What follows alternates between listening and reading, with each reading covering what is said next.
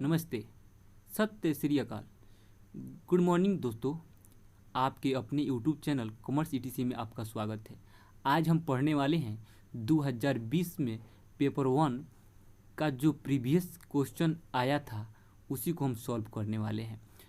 और एक क्वेश्चन 30 सितंबर यानी 30/9/2020 को पहला शिफ्ट में आया था प्रश्न, और उसमें से भी जो प्रश्न है वो टीचिंग एप्टीट्यूड, टीचिंग रिसर्च जो है उसी को हम यहाँ पे रखे हुए हैं और उसी को यहाँ पे समझाने और बतलाने का काम आज हम करेंगे। और हम सभी मिलकर इन सभी प्रश्नों को पढ़ेंगे और जानेंगे कि यूजीसी नेट में आखिर प्रश्न कैसे बनते हैं टीचिंग एप्टीट्यूड के और रिसर्च एप्टीट्यूड के। तो आइए बिना किसी देरी का हम शुरू करते हैं आज का ये महत्वपूर्ण सेशन। सबसे पहला जो क्वेश्चन है वो है which learning theory provide support for active participation of learner in the learning process in a interactional setting with इंसेंट्रिक मोटिवेशन एज द बेसिस। अगर हिंदी में पढ़ना चाहें तो अंतरक्रियात्मक परिप्रेक्ष्य में अंतर्भूत प्रेरणा के साथ अधिगम प्रक्रिया के दौरान शिक्षार्थी की सक्रिय भागीदारी के लिए कौन सा अधिगम सिद्धांत सहायक है। तो हम एक एक ऑप्शन को पहले जान लेते हैं और उसके बाद जो आंसर होगा वो आप आसानी से कर पाएंगे। तो देखिए, पहला जो ऑप्शन जो दिया गया है यहाँ पे एसआर थ्योरी ऑफ वाटसन। आखिर SR of theory of Watson कहता क्या है? एसआर थ्योरी ऑफ वाटसन यह कहता है कि जो भी इंसान के अंदर जो बाहरी चीज़ का जो बिहेवियर होता है उसमें चेंज लाया जा सकता है। ये इंटरनल यानी इंटरनल जो बिहेवियर होता है इंसान का जो जेनेटिक चला आ रहा है उसको इम्पोर्टेंट नहीं देता है, बल्कि एक्सटर्नल जो बिहेवियर होता है उसको इम्पोर्टेंट देता है और कहता है ट्रेनिंग के माध्यम से उसको बदला जा सकता है। ठीक है, ठीक उसी प्रकार ये बिहेवियरलिज्म का थ्योरी है, तो इसको हिंदी में व्यवहारवाद का भी सिद्धांत बोल सकते हैं। ठीक उसी तरह रीइंफोर्समेंट थ्योरी भी यही कहता है। रीइंफोर्समेंट थ्योरी भी यही कहता है कि अगर एक स्टूडेंट को हम बोलें कि बेटा तुम इतना से इतना यूनिट हमको करके दिखा दोगे तो हम तुमको चॉकलेट देंगे, तो इस तरह से वो मोटिवेट होकर अपने यूनिट को करता है और उसको पढ़ने का कोशिश करता है। इस तरह उसको हम टीचिंग प्रोसेस में इन्वॉल्व कर सकते हैं। ठीक उसी तरह इनसाइट थ्योरी भी कहता है कि इंसान का जो बाहरी जो बिहेवियर होता है उसको हम एक ट्रेनिंग के माध्यम से उसको परिवर्तन कर सकते हैं, उसमें परिवर्तन ला सकते हैं। जबकि यहाँ इस प्रश्न में बात किया जा रहा है वो बात किया जा रहा है इंटरेक्शनल सेटिंग। इंटरेक्शनल सेटिंग का मतलब होता है कि व्यक्ति खुद से अपने आप से बात करने का कोशिश करता है। तो यहाँ पे जो ऑप्शन हमारा सही होने वाला है वो होने वाला है सी। इसलिए होने वाला है कि यह ऑप्शन जो होता है, यह जो कॉन्ट्रैक्टिविटी जो थ्योरी होता है, वस्तुकी का रचनावादी थ्योरी जो होता है, ये कहता है कि इंसान जो होता है खुद से सीखता है, अपने से सीखता है और अपने सोसाइटी से सीखता है। तो यहाँ पे ऑप्शन हमारा 100% जो सही होने वाला है वो ऑप्शन सी होने वाला है, क्योंकि यहाँ इंटरेक्शनल खुद से बात करने का बात हो रहा है और खुद से मोटिवेट होने का बात कर रहा है। तो यहाँ पे खुद से जो व्यक्ति मोटिवेट होते हैं, खुद से जो कुछ करके सीखते हैं और अपने आप को एक लर्निंग के तौर पे उसमें इन्वॉल्व करने का काम करते हैं, तो उसको यहाँ पे बोला जाता है कंस्ट्रक्टिविज्म। जो खुद से निर्माण करते हैं अपनी थ्योरी को, खुद से उसमें इन्वॉल्व होने का काम करते हैं, तो इसको बोला जाता है कंस्ट्रक्टिविस्ट थ्योरी, जो वास्तविकी के द्वारा दिया गया। तो अब इसमें भी दो थ्योरी होता है, वो कई सारे होते हैं साइकोलॉजिस्ट जो दिए हुए हैं, लेकिन वास्तविकी और जीन पियाजे का बात अधिकतर जगह पर होता है, दो गो, जीन पियाजे और वास्तविकी। तो जीन पियाजे कहते हैं कि इंसान जो होता है, स्टूडेंट होता है चाहे लर्नर जो भी होता है, वो खुद से सीखता है, जीन पियाजे कहते हैं। लेकिन वाइगोत्स्की कहते हैं कि इंसान जो होता है वो अपने सोसाइटी से और खुद से दोनों से सीखता है। तो यहाँ से खुद से सीखने का बात हो रहा है, तो यहाँ से हमारा ऑप्शन जो होने के बाद हो रहा है वो ऑप्शन सी होगा सही, और हमारे पहला प्रश्न का आंसर जो होने वाला है वो सी सही होगा। ठीक है, चलिए हम अगले प्रश्न की ओर बढ़ते हैं, जो दूसरा आज का महत्वपूर्ण प्रश्न होने वाला है। देखिए इसमें थोड़ा सा इसको हम डिलीट कर दें, इरेज करके हटा दें। देखिए 1 मिनट, क्या क्या चीज़ आ गया है, देखिए 1 मिनट। यहाँ पे प्रश्न जो बन रहा है वो बोल रहा है कि which of the following educational objective are consider to higher level in the effective domain of taxonomic scheme. देखिए टेक्सोनॉमी स्कीम को पहले जानिए, प्रश्न को पहले समझिए, क्योंकि प्रश्न जब तक आप नहीं समझेंगे आंसर आपको नहीं मिल पाएगा, क्योंकि प्रश्न में ही आपका आंसर छुपा हुआ है। प्रश्न हम समझ लिए, समझिए कि मेरा क्वेश्चन भी बन के तैयार है। तो सबसे पहला चीज़ हम जानेंगे टेक्सोनॉमिक स्कीम क्या होता है। तो टेक्सोनॉमी स्कीम जो है वो ब्लूम के द्वारा दिया गया था। 1 मिनट, कलम को उठाए, ब्लूम के द्वारा दिया गया था, ब्लूम। और इसमें जो टेक्सोनॉमी में जो मिला हुआ था वो टेक्सोनॉमी के स्कीम के तहत जो जॉन डेवी ब्लूम थे, जो 1956 में इसको दिए थे, जिसको लोग 3H भी बोलते हैं, क्योंकि 3H का मतलब होता है कि पहला H होता है उसको हेड बोला जाता है, दूसरा H को हार्ट बोला जाता है, और तीसरा का हैंड बोला जाता है। अब इसमें जो बात किया जा रहा है अफेक्टिव डोमेन का, यहाँ पे लिखा हुआ है प्रश्न में हमारा अफेक्टिव डोमेन। अफेक्टिव डोमेन में इसमें अफेक्टिव डोमेन में हायर लेवल पे कौन सा आता है, उच्च स्तर पर। तो हायर लेवल पे आ जाएगा कैरेक्टराइजेशन माने चरित्रीकरण, और ऑर्गेनाइजेशन, क्या बोले, इंग्लिश में थोड़ा वीक हैं तो थोड़ा सा यहाँ पे आप हमको झेल सकते हैं। तो यहाँ पे व्यवस्थापन, हिंदी में बोले तो व्यवस्थापन। अब देखिए इफेक्टिव डोमेन होता क्या है। इफेक्टिव डोमेन जो होता है ये हमारा भावनात्मक ज्ञान क्षेत्र, इसको हिंदी में बोला जाता है। इसमें क्या होता है कि हम खुद से अपने को मोटिवेट करने का काम करते हैं, और किसी भी चीज़ को हम सीखने के लिए अपने आप को उसमें पार्टिसिपेट करते हैं, और उसको हम जानने के लिए और अपने जीवन में उसको उतारने के लिए, जैसे अनुशासन हो गया, डिसिप्लिन हो गया, वैल्यू हो गया, उसको क्या करते हैं अपने जीवन में कैसे अपने आप में उतारें, इस पे हम ज़्यादा फोकस करने लगते हैं। तो वो हो जाता है हमारा इफेक्टिव डोमेन। इफेक्टिव डोमेन में और भी चीज़ जैसे आता है, जैसे हमारा सुनने की इच्छा, जानने की इच्छा, उसमें पार्टिसिपेट करने की इच्छा, हम क्या हैं, हमारा वैल्यू क्या है, इसको जानने का अगर काम करते हैं तो ये सभी चीज़ किस में आता है, हमारा आ जाता है इफेक्टिव डोमेन में।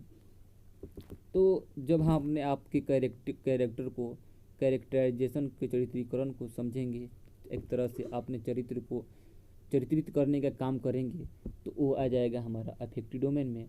और फिर व्यवस्थापन का मतलब हम अपने आप को किस प्रकार से आकलन कर रहे हैं, किस प्रकार से अपने आप को रख रहे हैं, तो ये चीज़ ऑर्गेनाइजिंग आ जाएगा। तो हमारा बी और डी जिसमें होगा ऑप्शन, वही हमारा सही हो जाएगा। तो यहाँ पे ऑप्शन सी, बी और डी है, ऑप्शन सी यहाँ पे हमारा सही होगा। ये सब प्रश्न काफ़ी महत्वपूर्ण होते हैं यूजीसी नेट एग्जाम के लिए, प्रश्न बनते हैं इससे। अब तीसरा जो प्रश्न है आज का वो है which of the following describe understanding level of teaching. देखिए आगे का ऑप्शन हम पढ़ के सुना देते हैं। ये भी देखिए, ऑप्शन पढ़ने से अच्छा है कि हम आपको प्रश्न को समझा दें, क्योंकि आप प्रश्न समझ लेंगे तो ऑप्शन अपने आप ढूंढ लेंगे। तो पहला कह रहा है इसमें टीचिंग लेवल, यानी अंडरस्टैंडिंग टीचिंग लेवल का बात कर रहा है। अब देखिए हम जब टीचिंग पढ़ते हैं तो उसमें 3 टाइप का टीचिंग पढ़ते हैं, 3 लेवल का टीचिंग पढ़ते हैं। पहला लेवल जो होता है वो मेमोरी लेवल होता है, दूसरा लेवल जो होता है अंडरस्टैंडिंग लेवल होता है, और तीसरा लेवल होता है रिफ्लेक्टिव लेवल। मेमोरी लेवल में स्टूडेंट को सिखाने का काम कम होता है, रटाने का काम ज़्यादा होता है, मतलब इस पे फोकस ही रहता है कि रटाया जाए, स्टूडेंट को ज़्यादा से ज़्यादा चीज़ों को रटाया जाए। इसमें रटाने के साथ साथ सिखाने का और उनको कॉन्सेप्ट बिल्डअप करने का काम किया जाता है। और रिफ्लेक्टिव में स्टूडेंट को एक इन्वायरमेंट दे के छोड़ दिया जाता है कि खुद से करके सीखे, विश्लेषण करे अपना। तो यहाँ पे बात किया जा रहा है अंडरस्टैंडिंग लेवल की। अंडरस्टैंडिंग लेवल का मतलब हो गया कि मेमोरी से एक लेवल हम ऊपर उठ गए। तो मेमोरी से जब एक लेवल हम ऊपर उठ गए तो हमें कॉन्सेप्ट पता चलने लगा, सही गलत को पहचान करने लगे। सही गलत का मतलब कि पॉजिटिव एंड नेगेटिव एग्जाम्पल के माध्यम से हम अपने कॉन्सेप्ट को समझने लगे। ठीक है, फिर है कि दो चीज़ों के बीच में रिलेशन क्या होगा, सही गलत के बीच में रिलेशन क्या होगा, उसके बीच में जो भी ऑब्जर्वेशन होने वाले हैं वो किस तरह से होने वाले हैं। तो हम उस सब चीज़ों को अवलोकन करने लगते हैं, अपने थिंकिंग में बैठाने लगते हैं, उसको देखने लगते हैं, समझने लगते हैं। तो वो हो जाता है हमारा रिलेशनशिप एमॉन्ग फैक्ट, मतलब दो फैक्ट्स है, उन दोनों के बीच में किस तरह का रिलेशन होगा समझने का काम करने लगते हैं। तो ये हो जाता है helping to promote saying a among fact. जब हमारे पास कॉन्सेप्ट होगा सही गलत को पहचान करने का, जब हमारे पास अक्ल आ जाएगा तो हम सही चीज़ों को पहचानने के लिए प्रमोट करने लगेंगे दो रिलेशन को, जो आपस में फैक्ट क्या सही गलत को बता रहे हैं, इन सभी चीज़ों को। तो यहाँ पे हमारा जो ऑप्शन सही होने वाला है वो है बी और डी। तो बी और डी देखेंगे हमारा, तो यहाँ से यहाँ पे ऑप्शन डी सही है। ठीक है, आगे की तरफ बढ़ते हैं। आज का चौथा प्रश्न, for the following research problem which of the listed research method will be most appropriate। मतलब कि इन रिसर्च प्रॉब्लम में से सबसे मेथड को अप्रोप्रिएट मेथड को चुनिए। अच्छा ठीक है, चुनते हैं भाई, हमारा काम ही क्या है, यही है। School principal influence on the trust perspective of mother children with disabilities. अच्छा, निम्नलिखित में से शोध समस्या के लिए कौन सा शोध पद्धति सर्वाधिक उपयुक्त है। अच्छा, और हिंदी में भी पढ़ लेते हैं क्या कर रहा है। विश्वास पर स्कूल प्रधानाचार्य का प्रभाव निःशक्त बच्चों की माताओं का परिप्रेक्ष्य में। अच्छा, एक तरह का यहाँ पे प्रॉब्लम है, उनमें कौन सा मेथड को हम चुनेंगे जो बेस्ट रहने वाला है। तो प्रॉब्लम क्या है यहाँ पे कि विश्वास पर स्कूल प्रधानाचार्य का इफेक्ट देखना है, प्रभाव देखना, और किनके प्रोस्पेक्टिव में, तो जो विकलांग बच्चे हैं उनके माताओं पे। हिंदी में तो माताएं दिया है, और इंग्लिश में क्या मदर, हम ठीक है माताओं दिया। तो उनके माताओं पे देखना है कि जो स्कूल का जो प्रिंसिपल होता है उनका विश्वास का प्रभाव किस तरह से पड़ रहा है। अच्छा, तो देखिए यहाँ पे एक्सपेरिमेंटल का बात किया जा रहा है। तो हमारा जो एक्सपेरिमेंटल रिसर्च जो होता है तो उसका काम अधिकतर हमारे एक्सपेरिमेंट के काम में आता है, जिसमें वेरिएबल्स की चर्चा की जाती है, मेथड वेरिएबल्स की चर्चा की जाती है, मैनिपुलेशन की बात की जाती है, कंट्रोल की बात की जाती है। ठीक है, और फोकस्ड ग्रुप दूसरा है ऑप्शन में। तो फोकस ग्रुप डिस्कशन में क्या होता है कि कुछ ऐसे ग्रुप को बना लिया जाता है जिस पे फोकस किया जाता है।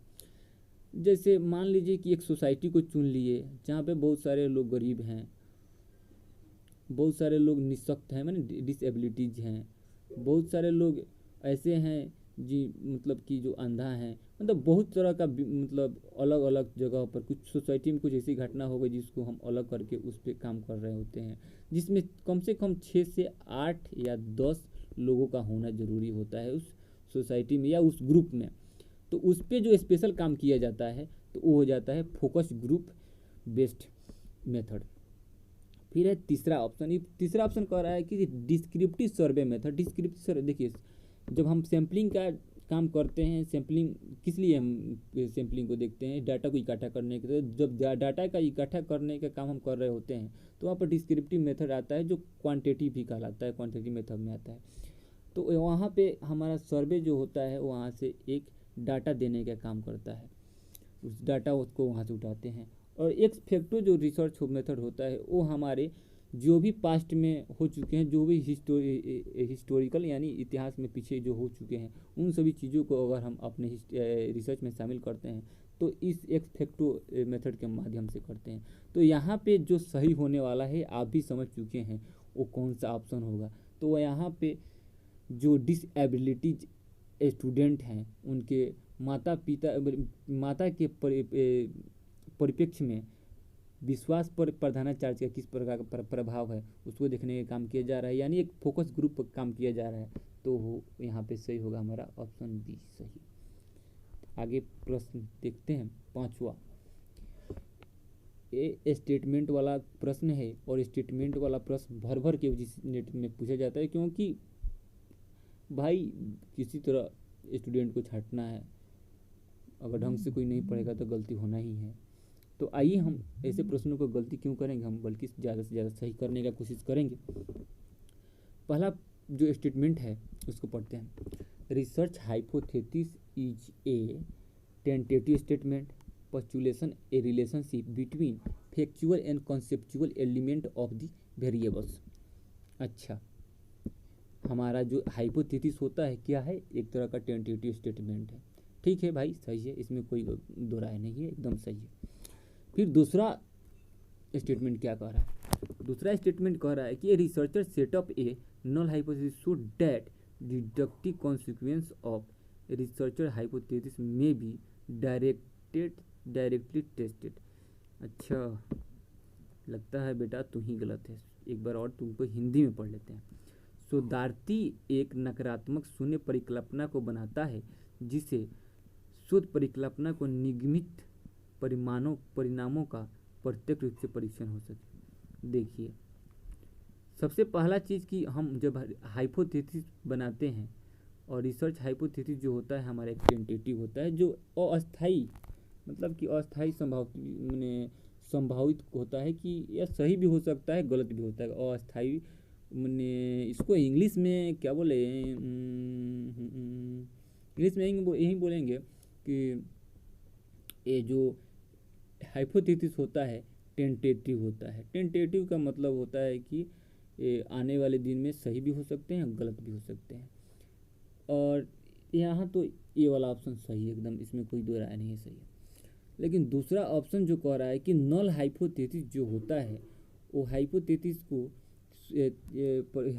को नकारात्मक शून्य बनाता है जिसमें परिकल्पना के परिणामों को प्रत्यक्ष रूप से परीक्षण किया जा सके। नहीं, नल हाइपोथेसिस जब भी सेट किया जाता है, जब भी आता है तो नो का बात करता है, इसके बीच में कोई रिलेशन का बात नहीं होता है, कोई किसी तरह का इसमें यस का बात नहीं होता है, हमेशा ये नो का बात होता है।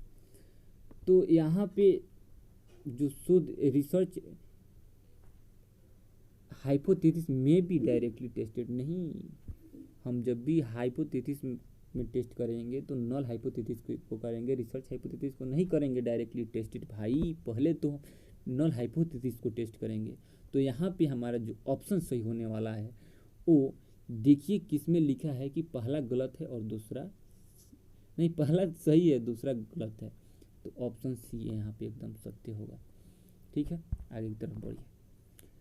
छठा प्रश्न कह रहा है the scope for violating research ethics is considered to be relevant in respect of which of the following stages in research study। अच्छा, ये बोल रहे हैं कि रिसर्च इथिक्स में उल्लंघन के क्षेत्र में प्रासंगिक माना जाता है, यानी कि आप जब भी डाटा में कुछ इधर उधर कीजिएगा तो वहाँ पे समझिए कि आप डाटा का जब इधर उधर कीजिएगा तो उल्लंघन कर रहे हैं किसका, रिसर्च इथिक्स का। रिसर्च इथिक्स कहता है जो भी चीज़ आप अपने रिसर्च में डाल रहे हैं, जो भी डाटा लेके आ रहे हैं, वो चीज़ एकदम शुद्ध होना चाहिए, किसी तरह का डुप्लीकेट या इधर उधर से उठाया हुआ चीज़ नहीं होना चाहिए। तो आइए हम देख लेते हैं कहाँ रिलीवेंट है ये, कहाँ प्रासंगिक माना जाता है। तो पहला ऑप्शन जो है formulating research hypothesis setting of a null hypothesis of testing. नहीं, जब भी हम रिसर्च हाइपोथेसिस बनाते हैं तो उसमें तो डाटा का बात नहीं किया जाता है, तो ये तो होगा नहीं। अच्छा, दूसरा क्या कह रहा है? दूसरा कह रहा है defining and delimiting the scope of the research study. ये भी नहीं होगा, ये भी नहीं होगा, ये भी नहीं होगा।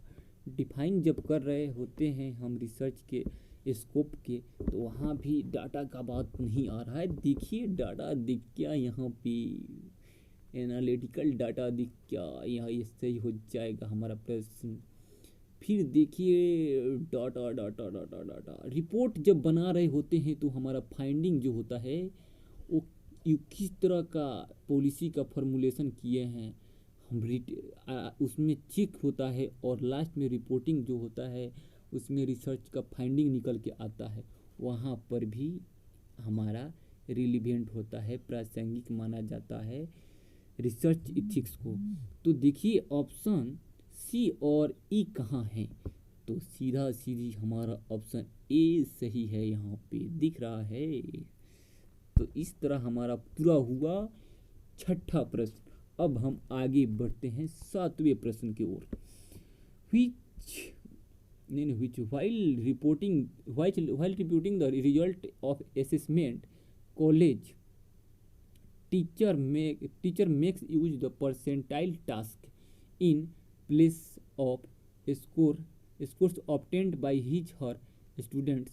What kind of evaluating will it be called? अच्छा, मूल्यांकन के परिणामों को प्रस्तुत करते समय कॉलेज के शिक्षक ने अपने विद्यार्थियों द्वारा प्राप्त किए गए अंकों के स्थान पर शतमक यानी कि परसेंटाइल श्रेणी का प्रयोग किया जाता है। तो इस प्रकार के मूल्यांकन को क्या कहा जाएगा? क्या कहा जाएगा समझ लेते हैं चारों ऑप्शन को, फिर कह देंगे जो कहा जाएगा। ठीक है, देखिए पहला ऑप्शन समझिए। पहला ऑप्शन कह रहा है कैटेगरियन रिफरेंस्ड, और दूसरा कह रहा है नॉन नॉर्म्स रिफरेंस्ड, तीसरा कह रहा है फॉर्मेटिव, और लास्ट डी कह रहा है समेटिव। तो देखिए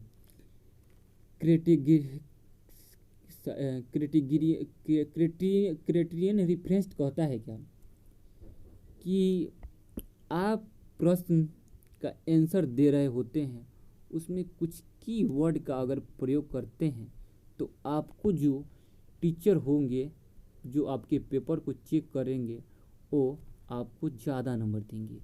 आप अपने क्वेश्चन को ज़्यादा से ज़्यादा वर्ड में लिखिएगा, अच्छे शब्दों में लिखिएगा, तो आपको वहाँ पे ज़्यादा मार्क्स मिलेंगे, आप ज़्यादा से ज़्यादा वहाँ पे स्कोर को अचीव करेंगे। एक कौन कहता है? क्राइटेरियन रेफरेंस्ड कहता है। और उसका मान के चलिए कि एक प्रश्न है, उसको दिया गया है कि कम से कम आपको 100 वर्ड में आंसर देना है, उसमें और दे रहे हैं और उसमें कुछ की पॉइंट दे रहे हैं आप, तो वहाँ पे आपका जो आंसर सही होने का चांस अच्छा रहेगा और ज़्यादा से ज़्यादा नंबर आने का चांस रहेगा।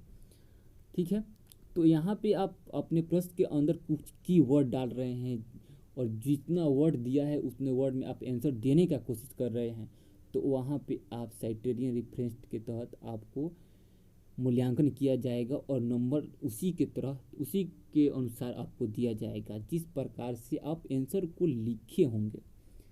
अब देखिए नॉर्म रेफरेंस्ड क्या कहता है?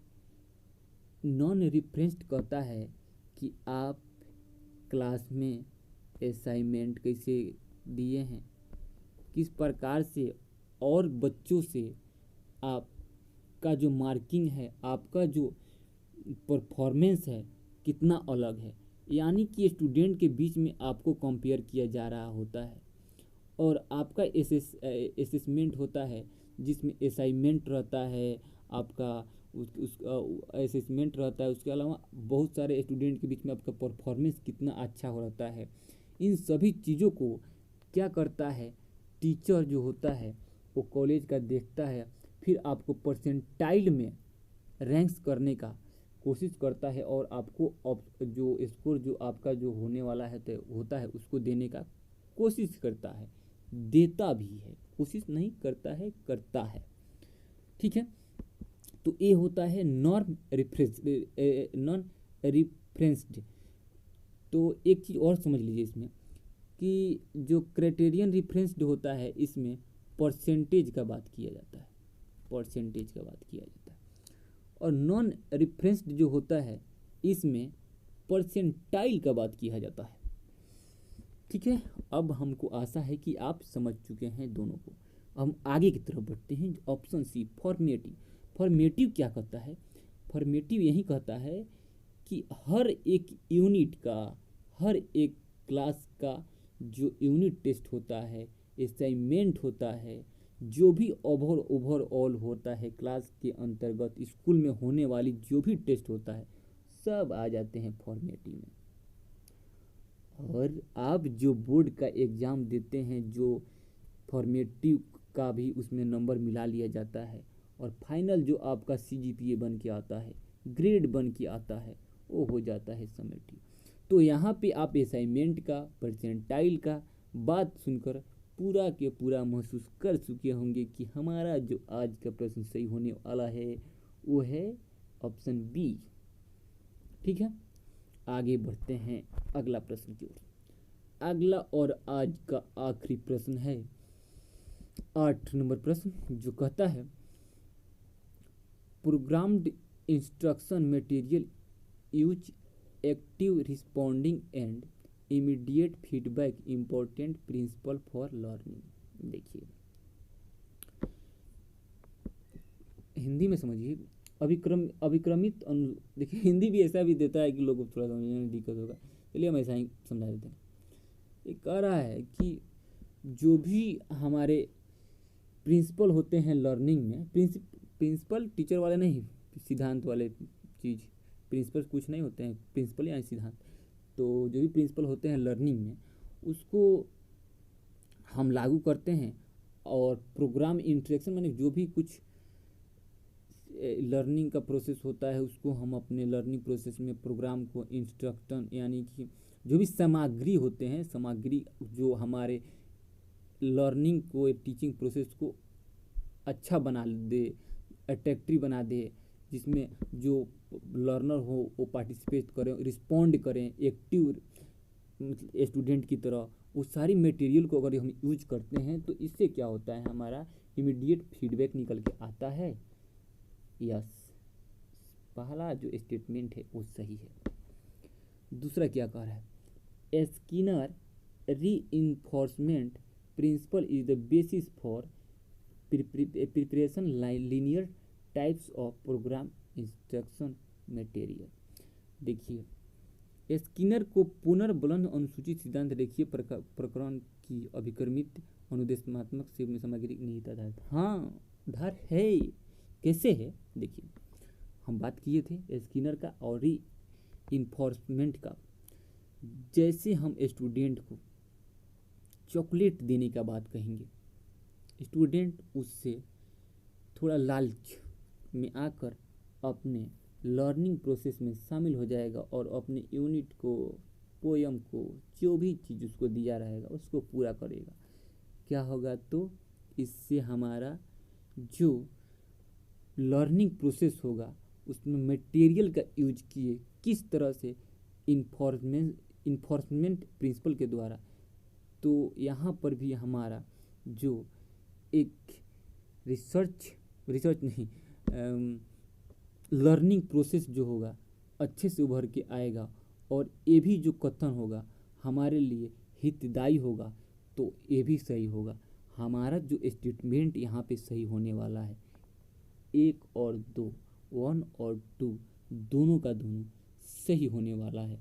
तो हमारा ऑप्शन सही होगा यहाँ पे A, both statement A and statement 2 are true. तो आज का हमारा वीडियो यहीं पे समाप्त होता है और आपको अच्छा लगा तो हमारे चैनल को सब्सक्राइब नहीं किए तो सब्सक्राइब कर लीजिए और बेल आइकन को दबा दीजिए ताकि हम ऐसे वीडियो बनाएं और अपने यूट्यूब पर अपलोड करें तो आपको बेल की घंटी टन दे सुनाई दे। ठीक है, आज का वीडियो हमारा यहीं पे समाप्त होता है। इतने देर तक देखने के लिए आपका बहुत बहुत धन्यवाद।